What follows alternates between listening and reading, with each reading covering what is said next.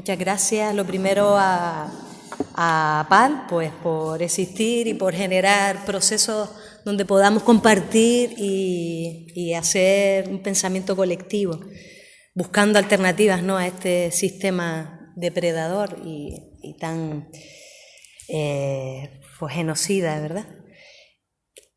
Lo primero, el agradecimiento, y también agradecerles la confianza en Redescan, en la Red Canaria en Defensa de los Derechos Sociales, pues porque, bueno, es interesante que también se dé voz a las organizaciones en red que estamos intentando empujar propuestas alternativas, ¿no? Yo voy a compartir una primera parte, porque lo vamos a hacer en común, porque somos parte de la misma propuesta, que es una renta básica. Nosotros le ponemos más apellidos, pero bueno, ya iremos explicando.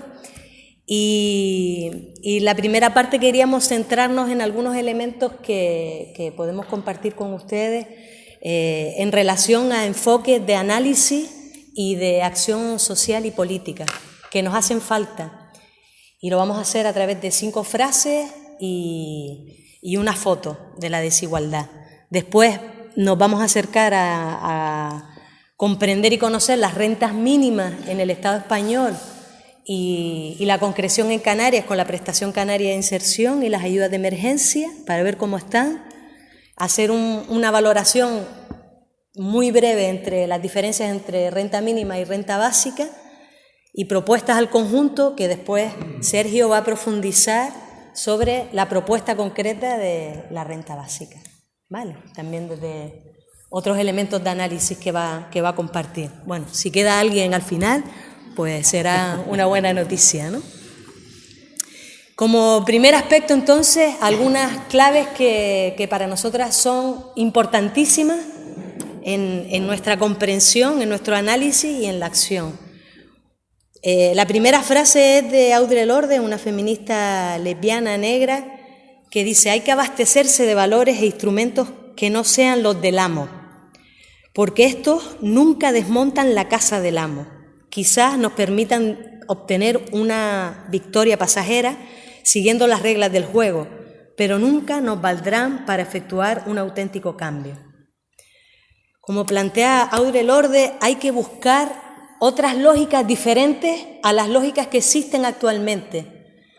Como bien decía Antonio, hay que buscar propuestas estructurales que cambien el modelo desde la raíz, ¿no? Y esa propuesta para nosotras tiene que ver con que el sistema capitalista se sostiene en algunos elementos. Uno de ellos es la desregulación. Por lo tanto, hay que hacerle frente a esa desregulación del bien común, de lo colectivo, y regular, ¿no? También el capitalismo se basa en la desposesión por acumulación en pocas manos de riqueza, de capital, de poder, de propiedad. Se genera una situación de desposesión a la mayoría de la población de las condiciones básicas de vida. Eso hay que revertirlo en una defensa de lo común, de lo público, apropiarnos de lo que es colectivo, de revitalizar esto colectivo, la redistribución, el reparto equitativo, lo encajaríamos ahí. Otro elemento que el sistema capitalista tiene, por supuesto, es la remilitarización y el aumento del control social. Y esto también lo proponemos revertir con emancipación, desobediencia, desmilitarización y un trabajo que ha hecho bien el sistema capitalista, que es desmoralizarnos, ¿no? No solo porque hemos perdido, alguna gente ha perdido globalmente pasión pasión y esperanza, sino también la remoralización de la vida cotidiana y volver a lo comunitario, ¿no? Por lo tanto, para nosotras es muy importante abrir grietas a este sistema capitalista desde la desmercantilización de las propuestas que hagamos como alternativas. Tienen que tener una lógica que deje de convertir en mercancía todo lo humano y fundamentalmente las necesidades, que es el último nicho que ha conseguido el capitalismo absorber. Tienen que ser otras lógicas despatriarcalizadas, y para eso hay que incorporar todas las perspectivas de los feminismos y en concreto ahí planteamos la importancia de desplazar de nuestro análisis el mercado y poner la sostenibilidad de la vida en el centro. Y eso supone también, como también decía Antonio, ya lo anunciaba, cuando mantenemos el mercado en el centro del análisis, solo nos preocupamos de sostener el empleo y los salarios, dejando toda la economía reproductiva, que es la que realmente sostiene la vida, que la mayoría de ella está realizada y desarrollada por las mujeres, fuera del foco, ¿no? Nosotras decimos, hay que replantear eso, hay que retomar todo el valor del trabajo no remunerado, que el cálculo que se hace a nivel mundial es de 16 billones de dólares, el 70% lo realizan las mujeres, y en el Estado español sería el 17% del Producto Interior Bruto. Se asemeja ese trabajo que es el trabajo no contabilizado, ¿no? Después también es importante miradas descolonizadas con perspectiva internacionalista. No podemos buscar alternativas solo para nuestro pequeño patio particular, sino buscar alternativas que sean universalizables y sin sesgos, digamos, etnocéntricos de OE, nuestra cultura es la mejor y es la única, ¿no? Otra frase que podría ilustrar elementos importantes de análisis tiene que ver con denunciar, una frase de Monique Pincol-Charlot, una socióloga marxista, dice: hay que denunciar la guerra que los ricos llevan a cabo contra los pueblos a través del dinero como arma principal. Hay que situar el contexto que estamos hablando de buscar la justicia desde un enfoque de lucha de clases, que es la que estamos viviendo, ¿no? Donde hay un conflicto entre capital y vida y una clase dominante con las clases dominadas, ¿no?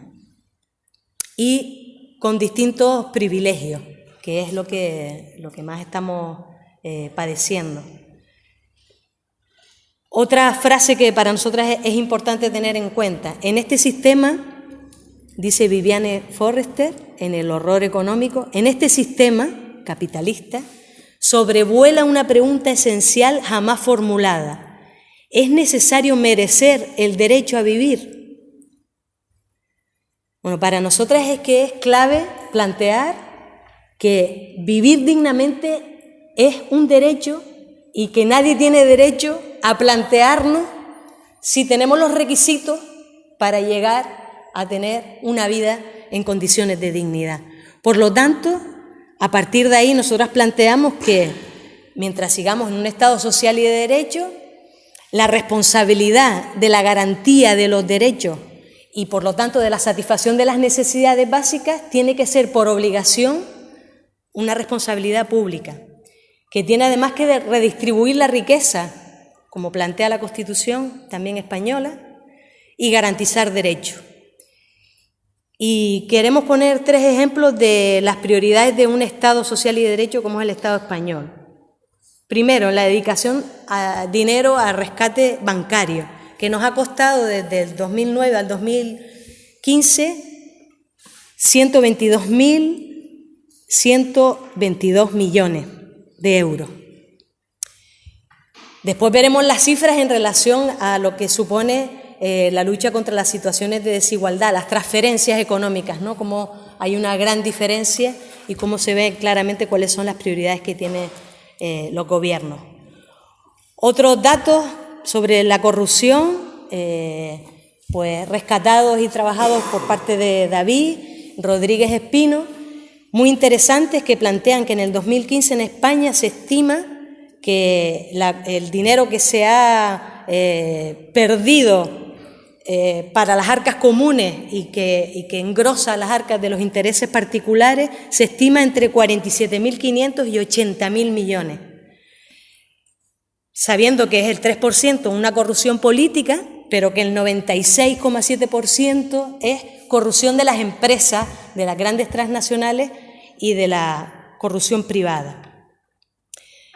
Esto, para que sepamos, en Canarias el coste anual de la corrupción es de más de 2.010 millones. Todos estos datos son interesantes para después, cuando nos hacen la pregunta ¿de dónde sacamos el dinero para la renta? Dinero hay, lo que está al servicio de la clase dominante. Y otro ejemplo, el gasto militar, que en el 2017 al día se estima que en los presupuestos aparece un gasto de gasto militar entre 51 y 92 millones, y bueno, hay distintas equivalencias. Por ejemplo, que la compra de 303 ametralladoras pesadas equivalen a 1.083 personas con renta básica. Y bueno, el Estado elige comprar las ametralladoras, ¿no? La cuarta frase es: a las ricas les prescriben los delitos y a las pobres los derechos. Desde esta perspectiva, nosotras planteamos, junto con Nancy Fraser, una feminista también muy interesante, ella habla que la justicia es la búsqueda de la paridad en la participación. Y por lo tanto, nosotras planteamos que sí que hay riqueza, sí que hay dinero, hay que hacer un reparto equitativo de la riqueza, del poder, de la propiedad y de los cuidados. Y que las rentas es una parte solo de la riqueza. O sea, de lo que vamos a hablar es de una partecita de todo el trabajo que estamos planteando.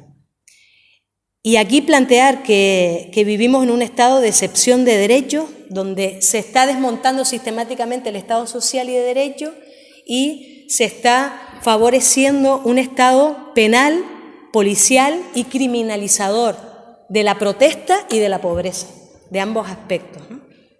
Y por tanto se está planteando todo un recorte de derechos y libertades que llevamos a las espaldas, sobre todo de las clases populares, ¿no?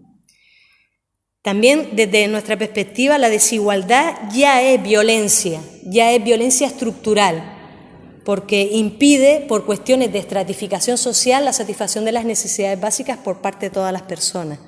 Y esta es una violencia económica que viola los derechos humanos, en todos, pero especialmente el artículo 25, y que esta situación de desigualdad es estructural, que es inmoral y que es cambiable, ¿no? La última frase de perspectiva de comprensión de la realidad es tan difícil imaginar el fin del capitalismo como imaginar que el capitalismo no tiene fin. Y ahí recuperar que los sujetos políticos y las sujetos políticos somos las clases populares y que el concepto de los pobres y de las pobres tiene que ver con una categoría sistémica que carga de culpa y de responsabilidad individual a las personas empobrecidas de una situación que es estructural. Por lo tanto, hay que, para nosotras, volver a recuperar este ejercicio de estar en perspectiva de estamos en tránsito, rompiendo, agrietando este sistema capitalista que está fabricando, generando muerte, precariedad, miseria, dolor, que está matando. La foto de la desigualdad en Canarias y en el Estado español es que ha crecido 12 veces la riqueza para los más ricos y crece las condiciones de precariedad y de pobreza para las más pobres. Que las 5 personas más ricas de Canarias pueden gastarse más de 1 millón de euros cada día.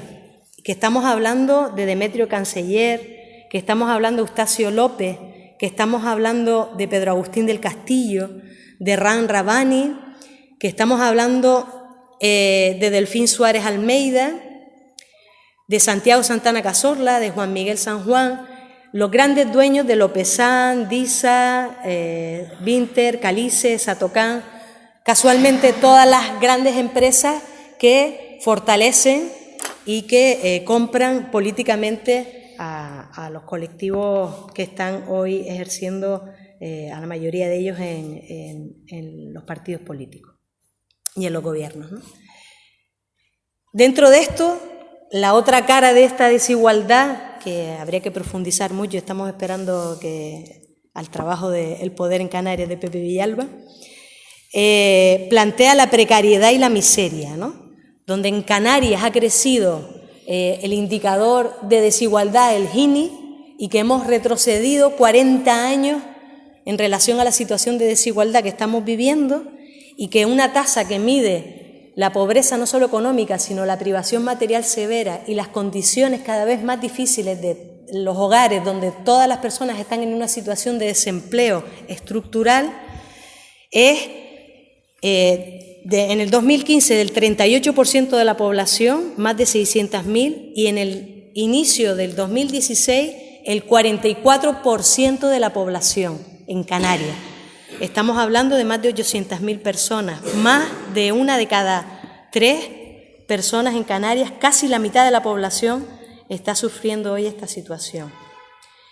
Cuando en Canarias el 47% de las personas trabajadoras las que están empleadas, cobra menos de 1.000 euros, donde hay más de 58.000 hogares sin ningún tipo de ingreso, y donde el 18% de las personas que están empleadas están bajo el umbral de la pobreza. De cada 100 personas, 18 que están empleadas están bajo el umbral de la pobreza. Y donde tenemos en Canarias la pobreza extrema mayor de todo el Estado español, con un 13,3% de la población, más de 120.000 personas. Que en los últimos datos la pobreza severa ha crecido en Canarias a un 15% de la población. Con esta situación, nosotras planteamos el capitalismo, ¿cómo gestiona este conflicto? Pues el capitalismo gestiona este conflicto con respuestas que no protegen, que no responden.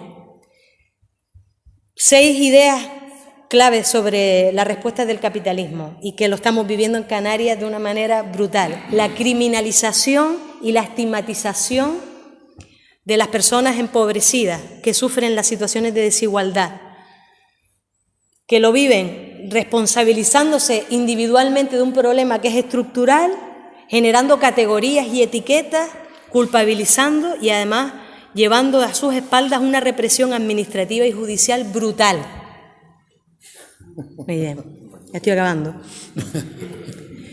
El neoasistencialismo, que es otra característica que tiene este sistema en este momento, que es arbitrario, sin derechos, clientelar, la mercantilización de las necesidades, el condicionamiento de las ayudas sociales a que aceptes cualquier tipo de trabajo en precario o cualquier situación que te mande quien te está gestionando la paguita, como le dice la gente, con una espiral, por tanto, meritocrática.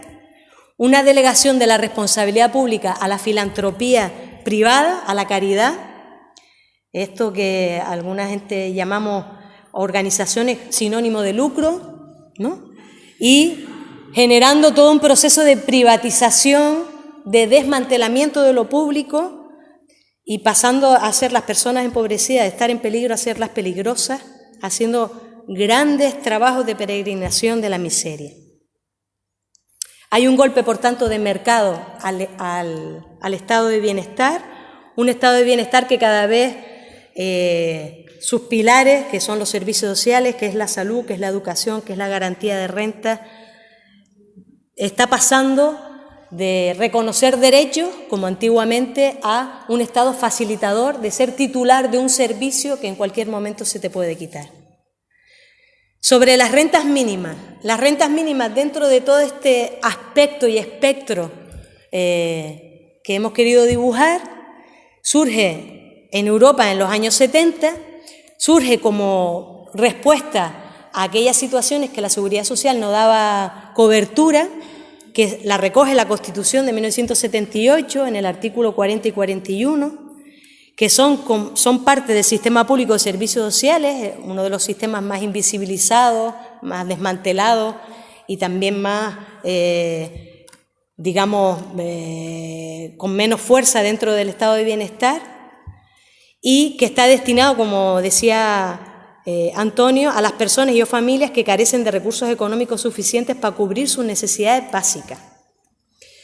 Pero después vemos que las características que tienen en todo el Estado, según distintas investigaciones de las rentas mínimas que hay en todo el Estado español, es que no hay un sistema de transferencias económicas a nivel estatal, no hay un marco normativo estatal, por lo tanto es un modelo muy desigual porque depende de cada comunidad autónoma, muy territorializado, Después veremos que es muy distinto ser pobre en Navarra, donde tienes una renta que lo mínimo que puedes cobrar al mes por persona es de 1.200, a Canarias, que es de 472, que es un modelo, por tanto, ineficiente, con altos costes y que no da resultados necesarios, no saca a las personas del empobrecimiento, sino que las mantiene por ley bajo el umbral de la pobreza, y que cuenta con fuertes dispositivos de control del cumplimiento de los requisitos que cada vez además se ponen más difíciles